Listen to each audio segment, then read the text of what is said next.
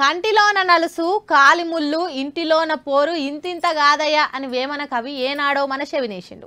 ఇంట్లో పోరు మంచిదిగా సామి అని వేమన కవి చెప్పినట్లే ఇంటి పోరు ఇంట్లున్న సంసారాన్ని బయటపడిస్తుంది.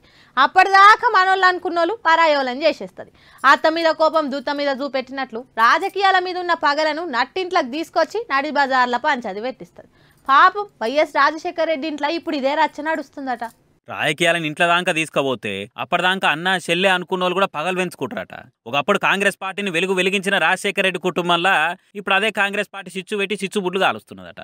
కాంగ్రెస్ హైకమాండ్ అండదండలతోటే షర్మిల మేడం వాళ్ళన్న జగన్ ను టార్గెట్ చేసిందని అంటున్నారు. బయట వాళ్ళు వీళ్ళు చెప్పుడు కాదు, ఈ ముచ్చట నిజమే అని అంటున్నాడు సీఎం జగన్ సారు. కుటుంబాలలో చిచ్చు పెట్టుడు, మంచిగున్నోళ్ళను ఎడవాపిచ్చి కుట్రలు చేసుడు కాంగ్రెస్ పార్టీకి కామనే అని అంటున్నాడు. కాంగ్రెస్ పార్టీ అంటేనే విడగొట్టి చెడగొట్టాలని చూస్తుంది. ఆనాడు రాష్ట్రాన్ని ఇట్లనే అడ్డగోలుగా విడగొట్టి జనాల నడమ చిచ్చు పెట్టింది అన్నాడు. ఇప్పుడు ఇక మా ఫ్యామిలీలో వచ్చి పుల్లలు పెట్టిందని నిష్ఠూరం ఆడిండు. తోడబుట్టిన వాళ్ళని కూడా ఎడవాసే తట్టి చేసే పార్టీ కాంగ్రెస్ అని గరమైండు.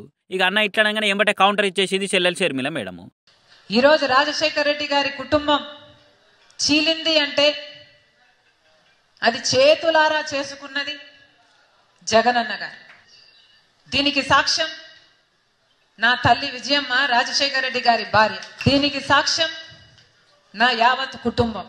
అమ్మ తోడు మా కుటుంబాన్ని చీల్చింది కాంగ్రెస్ పార్టీ ఇంకొకరో కాదు, మా అన్న జగన్ రెడ్డే మా కుటుంబాన్ని చీల్చి చిచ్చు పెట్టినని ఎన్కౌంటర్ చేసింది. వైఎస్ కుటుంబం ఇలా ఇట్లా చెట్టుకొకరు పుట్టకొకరు కానీకే జగనే కారణము, ఆయన చేతులు చేసుకున్న కర్మనే ఇది, దానికి మా అమ్మనే సాక్ష్యం అని ఘాట్ కామెంట్ చేసింది. ఇంతకుముందు మా అన్నకు అండగా నిలబడ్డా, ఆయన గెలుపు కోసం ఏది చెప్తా చేసిన, ఇలా ఎసొంటి ఫాయిదా లేదు, పైసా ఆశించలేదు. అది కూడా జగన్ కు తెలుసు గానీ ఏదో తెలియనట్టు యాక్టింగ్ చేసి ఇప్పుడు తప్పంతా కాంగ్రెస్ పార్టీది అయినట్టు కలరింగ్ ఇస్తున్నాను కోపమైంది. చూసిర్రా, మనకు తెలియక వాళ్ళ ఏదో పంపకాల పంచాది ఉన్నట్టుందని అనుకున్నాము, కానీ కథ వేరే ఉన్నట్టున్నది. జగన్ ఏమో కాంగ్రెస్ చీల్చిందనంటే షర్మిలనేమో లేదు మననే చీల్చిందని శివాలెత్తుతున్నది. చూడాలి మరి చీల్చుడు కాల్చుడు ముచ్చట ఏడు దాకా పోతుందో ఆఖరికి ఏమవుతుందో.